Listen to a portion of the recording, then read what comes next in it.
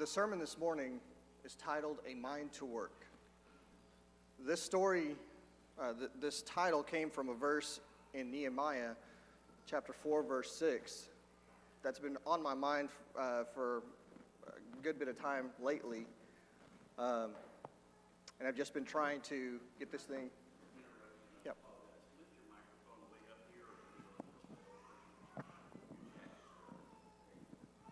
Better? All right. Let's try this again. All right. Lost my train of thought. Sorry. Give me 1 second. Been looking at this verse simply because this is something that I've personally have struggled with in the past, and it's something that I would like to talk to you guys about today, and that's the mind to work. In Nehemiah chapter 4, verse 6, is discussing what happened when Nehemiah goes back to the city of Jerusalem. Before we get there, I want to give you a little bit of background on this story. First off, the people of Judah, if you remember your Old Testament history, the people of Judah were carried away to Babylon and kept in captivity. Jerusalem was completely wiped out. It was destroyed. The temple was torn down. The entire city of Jerusalem was absolutely obliterated. The Jews at that point have been in captivity for about 70 years. So they've been captive away from their homeland, the land that God gave them, for at least 70 years. The city of God, Jerusalem, has been destroyed because the people were not doing what they needed to do, and God allowed the Babylonians to take them away. Nehemiah is a character of this book that is a cupbearer for the king Artaxerxes in Babylon, and he makes a request. He asks permission from Artaxerxes to go back to Jerusalem so that he can rebuild this city of his fathers. So what happens? Artaxerxes grants that request. Nehemiah goes back, and he goes back for about 3 days and figures out what all needs to be done. He doesn't let anybody know he's there. Walks around, tries to figure out all the work that needs to be done. Now, we'll say this is not the first. He's not the first group of Jews to come back to Jerusalem. Prior to this, Ezra has also brought some people back. So if you read Ezra and Nehemiah, know that these stories are going almost at the same time. Ezra is a little bit before that, and he's brought some people back, and they've already started building the temple.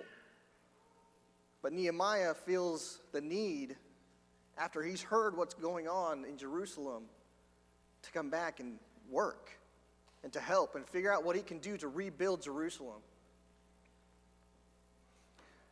After he's looked at this work and what needs to be done at this city, Nehemiah talks to the people there.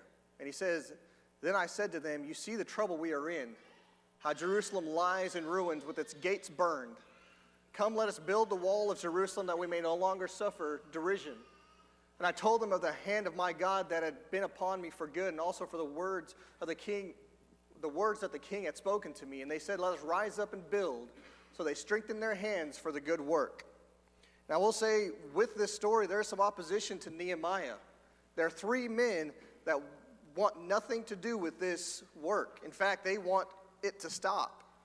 Because if the Jews come back and if the Jews take over the land and all these men lose all the property they've now gotten from this people being taken away, they're going to lose all the influence that they've had and the people around them. These people do not want the Jews to come back, and let alone rebuild the city that was promised to the Jewish people. But this verse, to me, is extremely powerful. So we built the wall, and all the walls were joined together to half its height, for the people had a mind to work. This is the most powerful statement to me in this entire book, because what it tells me is that not only did Nehemiah have the desire to travel hundreds of miles to get back to Jerusalem to build the city that his fathers lived in, not only did he have that desire and zeal for God to make the city of God a glorious place once again so that the temple of God would be protected, Not only did that happen, but the people, all of the people around him had a mind to work. And they were just as zealous, just as ready to work, ready to have that same goal that Nehemiah had. I believe as you read this story and keep in mind the idea of a mind to work, there's three different ways that we can show that we can have a mind to work. There are three different things that I believe are needed to have a mind to work. We need to have a mind to be dedicated. We need to have a mind to endure. And we need to have a mind to succeed. We're going to talk about these 3 points this morning. The first thing that we're going to talk about is a mind to be dedicated. Nehemiah chapter 22, verse 20, and I reply to them, God of heaven will make us prosper, and we his servants will arise and build, but you have no portion or right or claim in Jerusalem. He is talking to the 3 men that have jeered and taunted and completely berated him about wanting to come and build this wall. He's talking to his men, and he says, we are God's servants, and we will arise and build. Nehemiah was dedicated. His mind was set, and he was dedicated to do the work that God had set out for him. And I want you to understand that they ran into some problems. They ran into problems. This project was not a small project. It was a daunting task. Because if you think about it, the entire city of Jerusalem was destroyed by Babylon 70 years ago. They have just started, within 13 to 15 years prior to that, started rebuilding the temple and things like that. So this city has been laid ruin by this country, and now they're just starting to rebuild. That's a huge task. They were taunted and ridiculed by the people around them, all the nations around them. They were threatened by those same men that said that they didn't want them to build. They said they were going to threaten them, plot against them, to kill them, to stop this work, to keep it from happening. And also, they had some internal fighting going on as well. So here you see, based off of this, they had every excuse, every reason given to man to quit and to stop. They had a huge task ahead of them. They were being made fun of for wanting to do it in the first place. They were physically threatened, and then they couldn't get along. Sounds kind of familiar at times, doesn't it? We see the work that's put in front of us as God's people, and we think, how are we supposed to evangelize to the whole world? That's a daunting task. How can we do that? People out in the world are going to make fun of me. I don't want to spread God's word. I don't want to do the work. People aren't going to like the work I do. We may be threatened by people around us because they don't want us to preach God's message, because they don't want us to do the work in the area, to be an impact in the community. Or maybe we fight amongst ourselves about what the best practices are. What's the best way to do this? What's the best way to do that? I got offended because I didn't like the way he said this thing. Or vice versa. We end up fighting against each other, and instead of having a mind to be dedicated, we have a mind to fight. Instead of having a mind to work together, we end up having a mind to tear apart. But to have a mind to work requires a mind to be dedicated, to be able to put aside all the problems, to put aside all the excuses, everything that we could come up with, and just do the work. You know, Jesus tells of a parable where men gave excuses.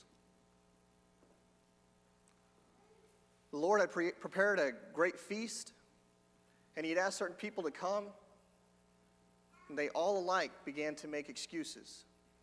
First said to him, I have bought a field and I must go see it, and please have me excused. And more excuses. One was, I have just gotten married. I've got to train my oxen.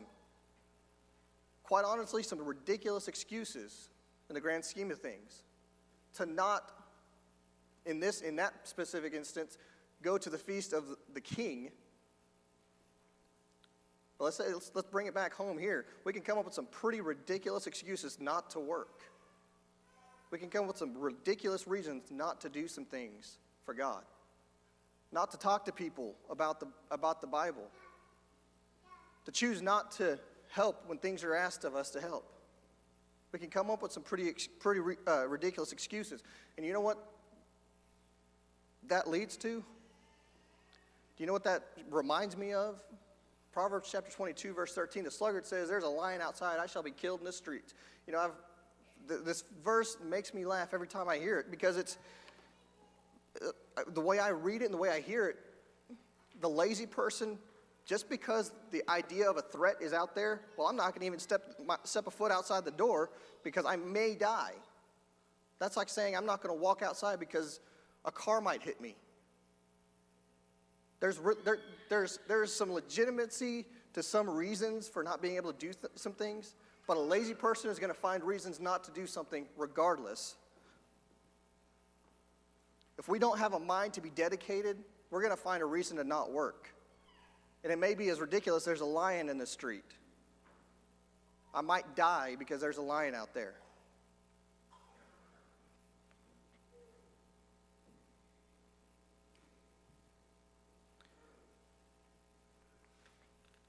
You know, with these problems, we have a lot of examples of what happened with Nehemiah.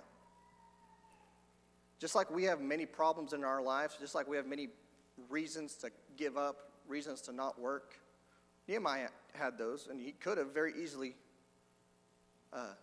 quit his project. What did he do with the daunting task? He divided up the work. He wasn't in charge of doing it all by himself. He split it up.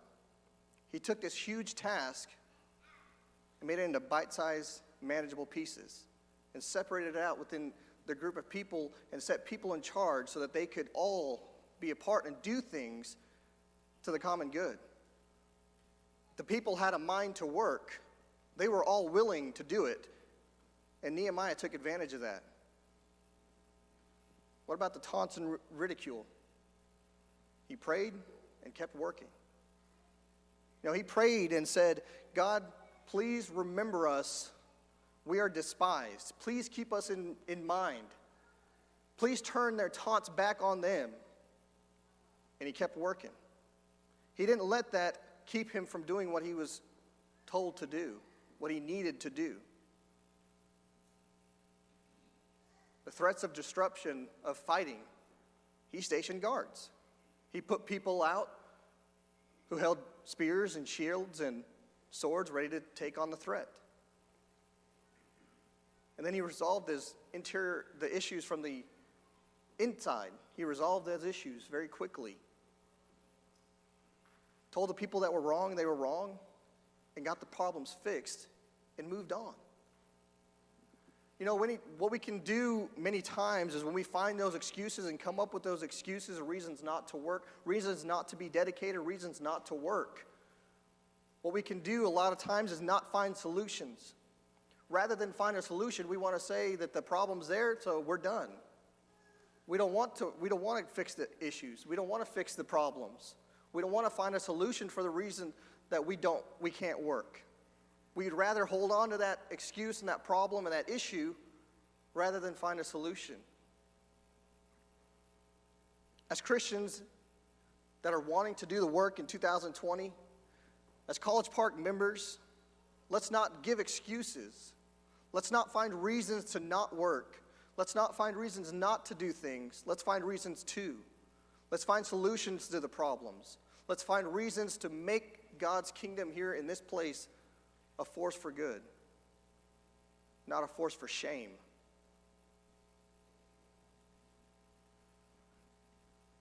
To have a mind to work, you need to have a mind to endure. You know, these people had to endure a lot of stuff in that short time. Nehemiah chapter 4, verse 4, hear, O our God, for we are despised. Turn back their taunts on their own heads, give them up to the plunders in the land where they are captives. This is Nehemiah talking again to God, praying to God after these men have taunted and jeered and have threatened him. And he is saying, God, please hear us. because he's having to endure all of this while leading this people. You know, enduring that, the jeers and taunts may not be a big deal. But you know, to overcome the physical threats against them, he had to station people at the gates, at the walls, to protect the people that were working. Not only did he have to do that, but then also the people that were actually working had to have a sword on their hip at all times. The people that were carrying rocks back and forth, all the rubble and debris back and forth from the wall to wherever they were going, had to always have a sword in their hand. That sounds like a really annoying thing to have to do. While you're working, you always got to have something to protect yourself. I wonder how many times in the period of time that they were building this, did the people say, I am done with this. This is annoying. This is ridiculous.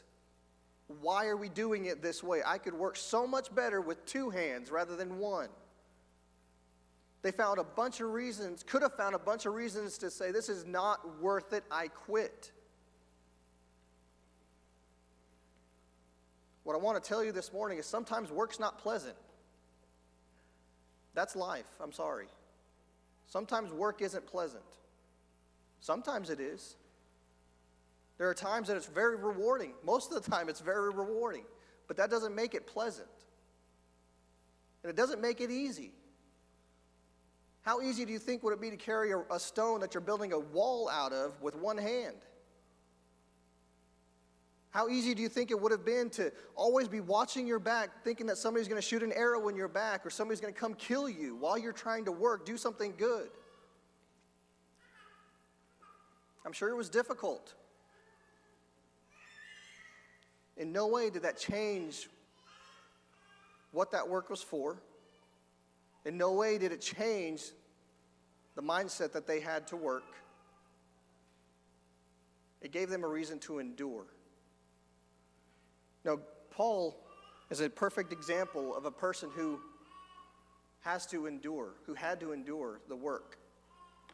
And by work, there's a lot of different things that we can mean by that, and we'll get to that in just a moment.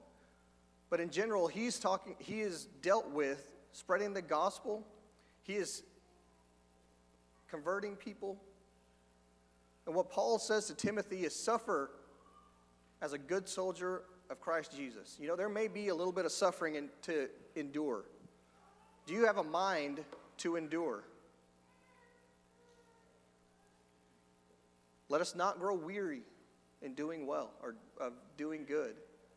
For in due seasons we will reap if we do not give up. You know, this is the same guy, Paul, who was stoned almost to death. He had multiple shipwrecks. He was beaten multiple times. He was hungry. He was thirsty. He was alone. He endured so much for the cause of Christ. And he says, let us not grow weary in doing good. Let us have a mind to endure anything that's thrown at us. The reason is that I endure for the sake of the elect, that they may obtain salvation that is in Christ Jesus with eternal glory. He had a mindset who, while understanding that he needed to endure all the things, he understood why he was enduring. The reason he was enduring was for the elect, the church, the Christians. When it comes to our work and the things that we are asked to do as a church, and having that mind to endure, do we understand the reason behind what we're doing and why we are doing those things? It's for the church. What does that mean to you? What does work for the church mean to you? Does it actually have an impact to you? Do you understand by what you do, you may be helping someone to gain salvation, to save their souls? By the work that you do, you may be able to help that happen. That should give you a desire and a mind to work and endure anything that comes at us.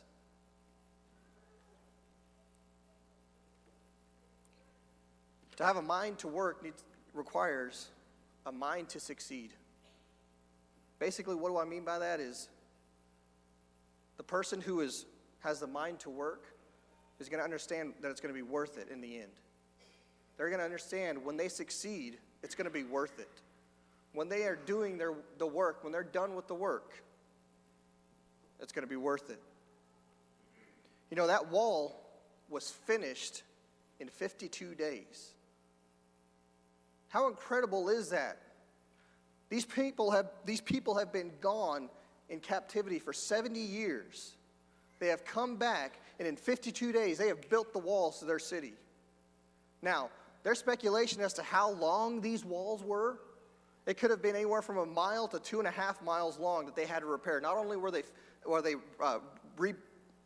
rebuilding wall, but they were also repairing other sections of this wall.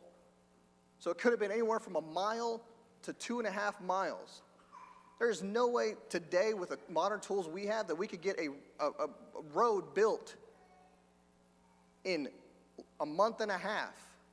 2 miles worth of road built in a month and a half. Yet with the tools and the primitive techniques that they would have had back then, they were able to build an entire wall around a city strong enough to protect the people there, to protect the temple of their God in 52 days. They had a mind to succeed. They knew what they were doing, and they knew it was worth it. They understood what they were doing had a purpose and that it was worth doing. Not only did they build this wall that long, the wall could have been roughly 30 foot tall. That's generally the numbers I was seeing. About 30 foot tall and about 8 foot deep. So we're talking about a massive wall built in 52 days, a month and a half, by these people that were dedicated and had a mind to work. To do that, they had to understand that they all had gifts and they all had abilities and they were all using those to serve. Today, as Christians at College Park, in the start of 2020, are you using your gifts to serve a greater purpose? Are you using your gifts together in unity with one another to work, to make things happen at College Park? Each of us have a gift. Do you know what yours is, and are you willing to use it?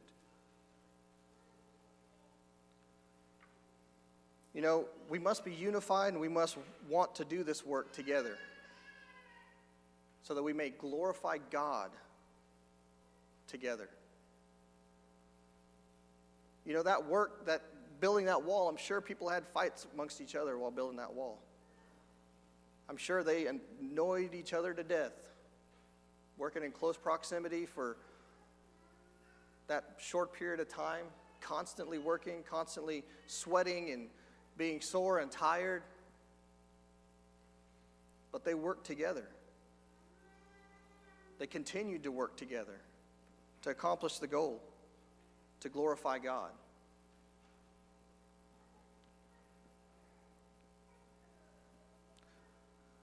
Today, are we seeking the things that are above and wanting to do those things together?